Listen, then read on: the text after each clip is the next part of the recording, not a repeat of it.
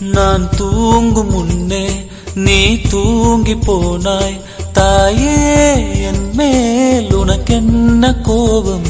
கண்ணான கண்ணே, என் தெய்வ பெண்ணே, கண்ணில் தூசி நீ ஊத வேண்டும்.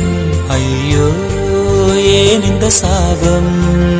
எல்லாம் என்றோ நான் செய்த பாவம். பகலும் இரவாகி பயமானதே அம்மா, விளக்குன் துணையின்றி இருளானதே. உயிரின் ஒரு பாதி பறிபோனதே அம்மா, தனிமை நிலையானதே.